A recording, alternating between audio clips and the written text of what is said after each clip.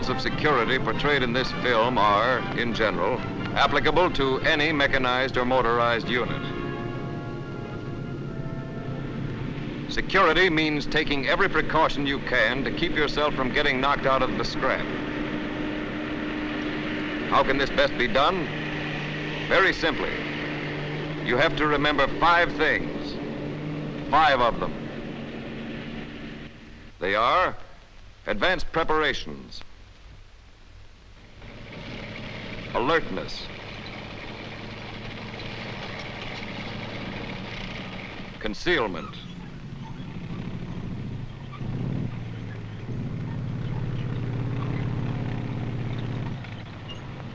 dispersion,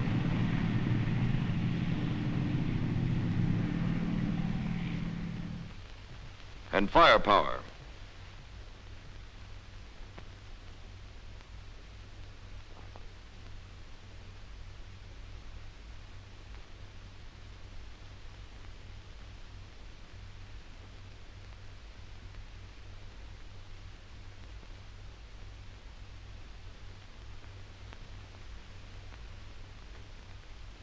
This sketch represents a mechanized column marching into a combat area.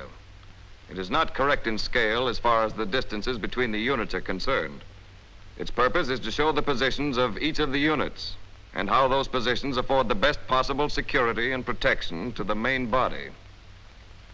Here is the main body. There are ground and air reconnaissance elements far out in front. Flank guards at each side. A rear guard coming along behind.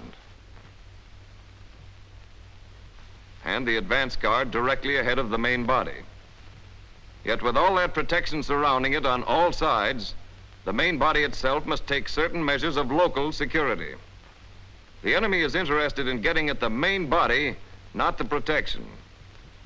So we're going to take an interior tank platoon in the main body and show how those 5 basic principles I just mentioned are applied. Let's begin at the beginning. Advanced preparations. For one thing, you have to be ready for gas. Every 2 weeks, a panel on each tank must be freshly painted with liquid vesicant detector paint. This is remarkable stuff. When gas droplets touch it, the color of the paint changes from green to red and gives you a warning.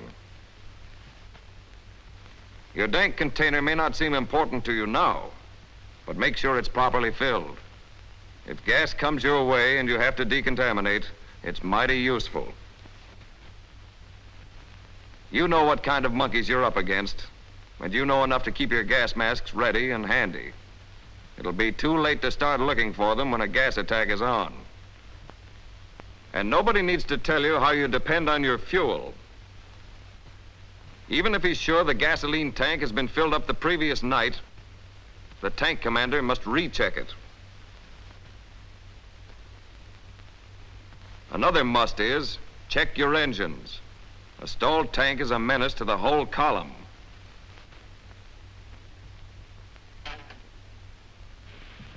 And check your tracks carefully. Faulty tracks can run you into a lot of trouble.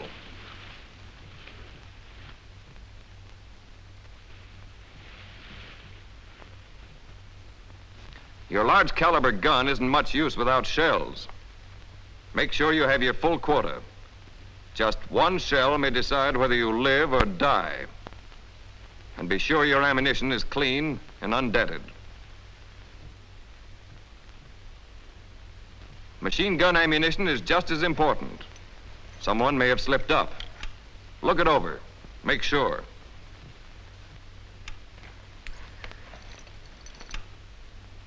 Before moving out on a march, the platoon leader calls his tank commanders together to study a map of the terrain they will cross. They must know every point where an enemy air or ground force may attack, where the enemy may find natural cover. And they must know the route from start to finish so that if one tank falls behind, it will be able to rejoin the column. Since every man in a tank must know every other man's job, each tank commander shows his whole crew the route that the column will follow. That's advanced preparation. Take the second security point, alertness. Surprise is your enemy's best weapon, and the only way to keep him from using it is to be always on your guard. Every man in each tank turret is an air observer. He must also glance to the rear occasionally.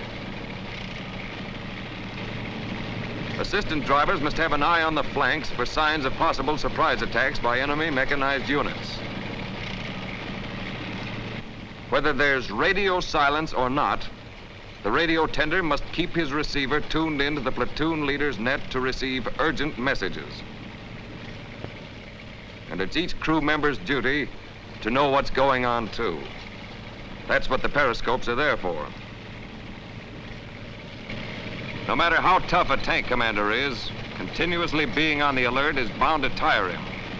He needs a relief once in a while. The turret's a spot for an alert soldier. He must be quick to spot messengers, catch all signals from the platoon leader quickly and accurately, and to pass them along, so that the platoon leader always has perfect control. Those are the things that come under the head of alertness. Always look for signs of a surprise flank or rear attack, or attack from the air. Relieve the man in your turret frequently. Keep on the lookout for radio and motorcycle messages.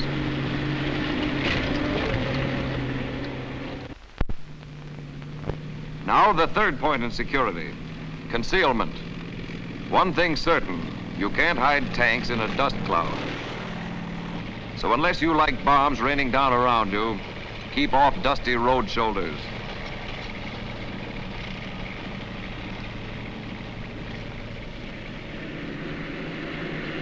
Concealment depends on quick thinking and sound judgment. For instance, suppose you're in the sun on a road, and there's shade to the right, but there's also a dusty shoulder. Will you choose the shade and the dust, or the sun and no dust?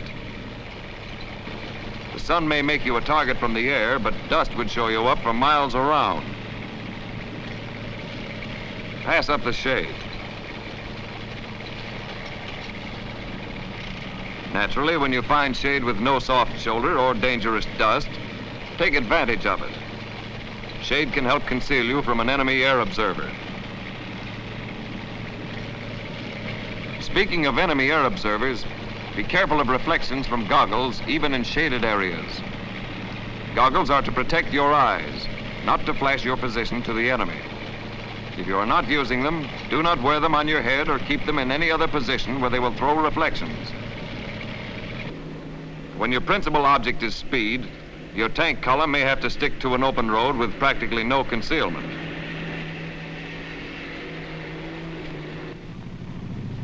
But when you have time, your good sense will tell you to get all the concealment you can. You won't see enemy planes in time to duck out of sight. When you cut across country, you'll find it very difficult to avoid dust. Always try to pick a route where you won't be moving in a telltale cloud.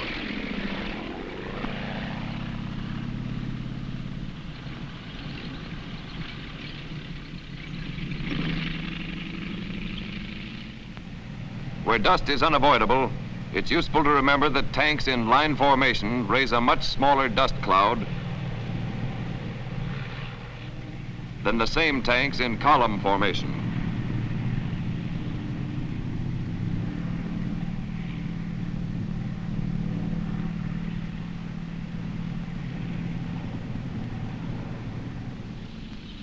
When you're moving across hilly terrain, remember there's nothing an enemy gunner likes better than tanks silhouetted against the sky.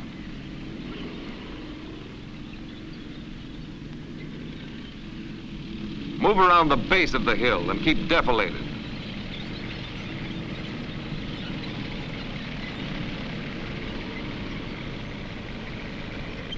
Let's sum up concealment. Use concealing terrain wherever possible. Don't silhouette yourself against the sky.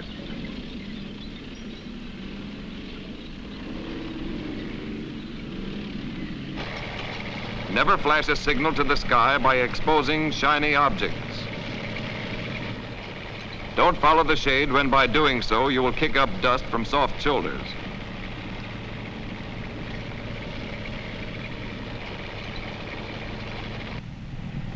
Remember, above all, try to avoid raising dust clouds.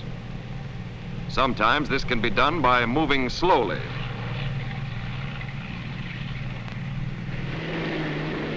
The fourth point in security, dispersion.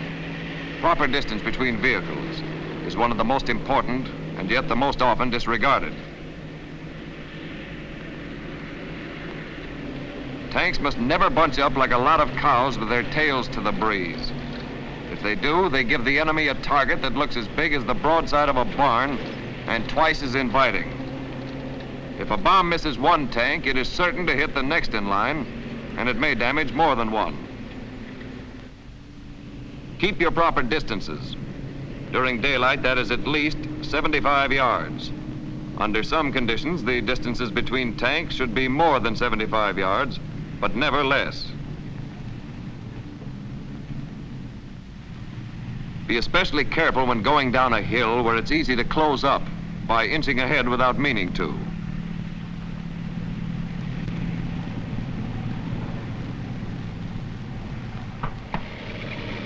If you have engine trouble and have to pull out for repairs, move far enough away not to bunch the rest of the column. To avoid confusion and perhaps a dangerous general halt, signal the rest of the column to continue the march. And when your tank has been repaired, don't try to catch up to your former position. Wait for a halt, then rejoin your platoon.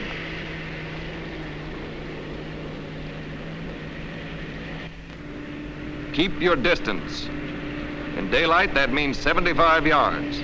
Sometimes more, but never less. Space out and keep spaced out. The proper distance is at least 75 yards.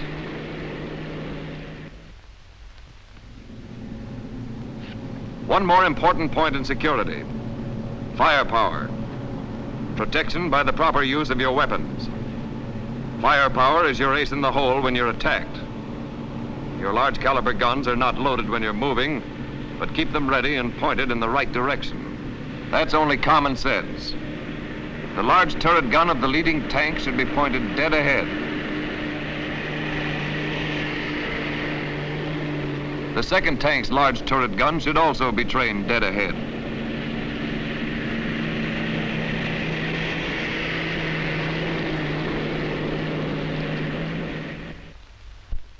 To guard against sudden enemy attacks, cover all directions at once.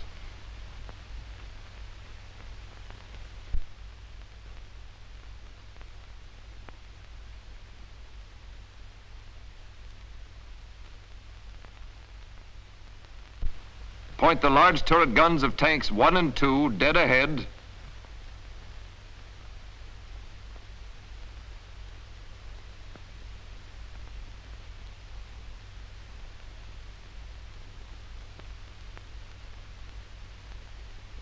Point that of tank 3 to the right.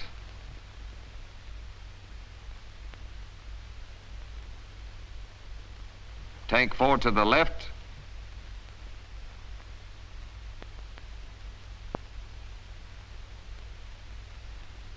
And tank 5 to the rear.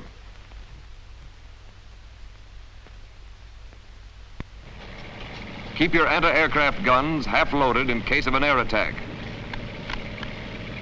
The belt in the receiver, not in the ammunition box. 9 out of 10 air attacks by low-flying planes will come from the front or the rear of the column, because when planes drop bombs along the length of the column, they have more than one target. If their bombs overshoot the first tank, they may get the second or third. To beat this type of attack, alternate tank commanders aim to front and rear,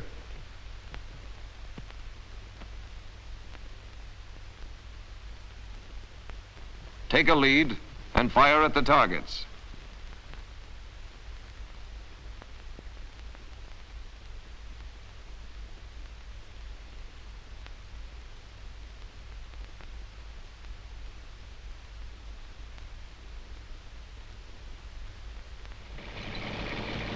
Say your column has been spotted by an enemy air observer and bombers are out to destroy you. The first rule is this: tanks never halt in an air attack during daylight. Push right on, even if you have concealment. Your tank gives a lot of protection. A moving target is much harder to hit and you won't lose time. Learn to recognize all types of enemy planes. Each of the tanks is responsible for air observation. Its observer, if he sights planes, will pass the information to other tanks by hand and arm signals. When a plane is sighted, close all hatches except the turret hatch. A bomb or a bomb fragment inside your tank would disable both the tank and the crew.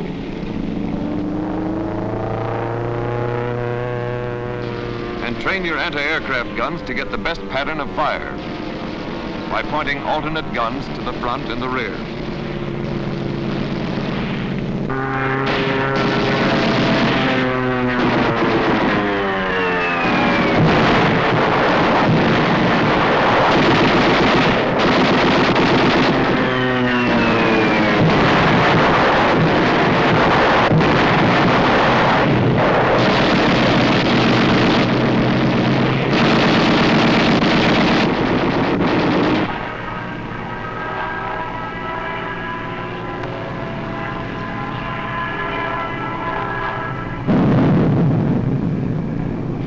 After any attack, it's your tank commander's duty to report the results of enemy action.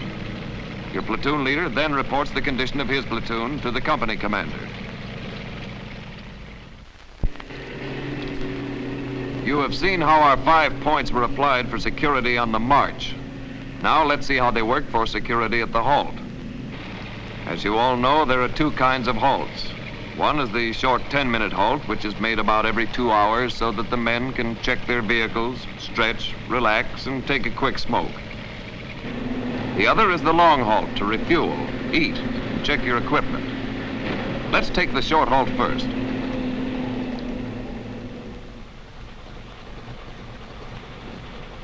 After the ground is tested to make sure it is solid, back your tank into position if you have to, but don't ever park so that you'll have to back out.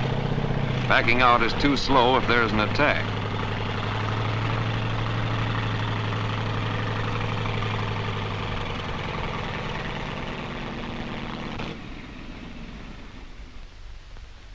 Make a first echelon maintenance inspection.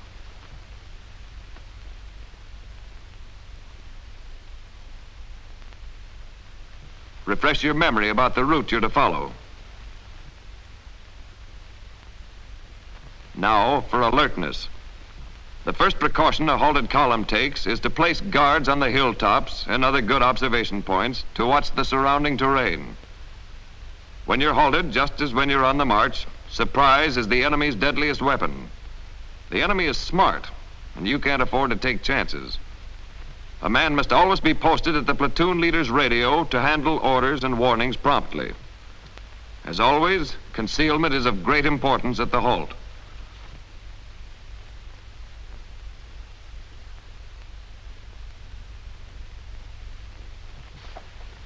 Use anything that screens you from the enemy's view. And remember, he has observers in the air as well as on the ground. Dispersion and firepower at the short halt are 2 points so closely knit that they can be treated as one security measure. Just as they were on the march, guns should be trained so as to cover all the avenues of approach. And each tank must have a man stationed at the guns in the turret. The distance between any 2 tanks at the short halt during a march must never be less than 75 yards.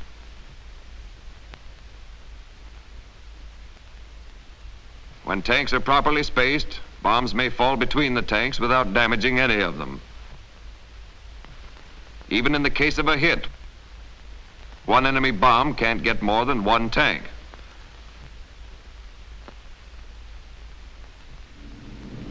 When the 10 minutes are up, the tanks move out on signal. They go right into column without stopping on the road to form. Those are the security measures for the short halt.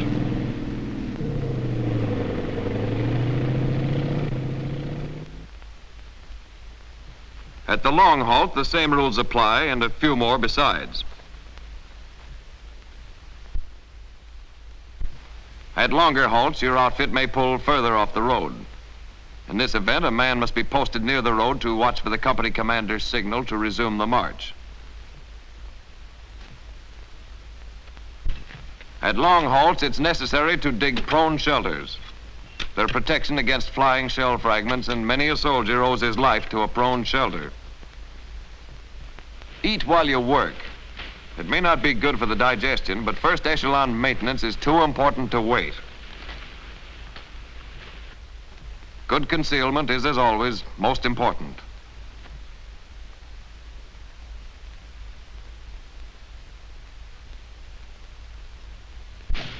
Since at long halts your column may pull well off the road, wipe out all tracks running to your halting areas. Make use of anything that will hide you from the enemy, and be sure to stay in the shade. Follow it with your vehicle as the sun moves.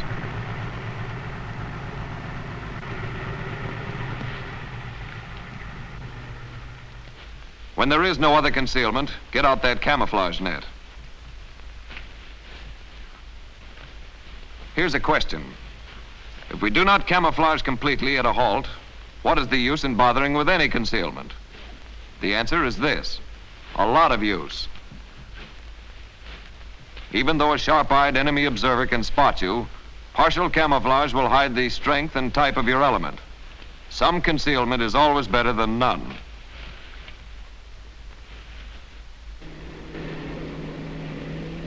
When marches are made at night, the same 5 points of security we have been talking about apply.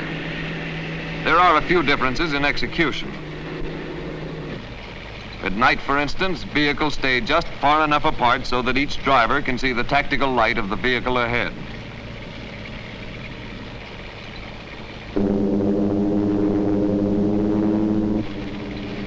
During air raids, and when enemy flares light the sky, vehicles always stop, both for concealment and to avoid bunching up.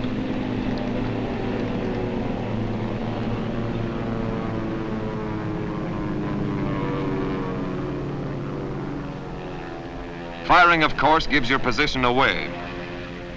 Under no circumstances do you fire on planes at night, unless you're positive that you have been discovered.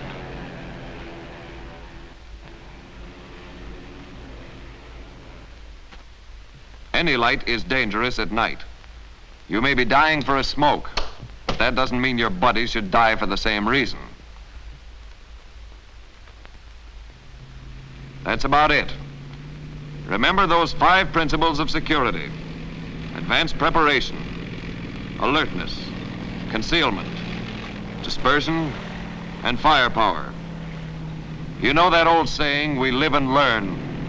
Well, it works the other way, too. You learn and live.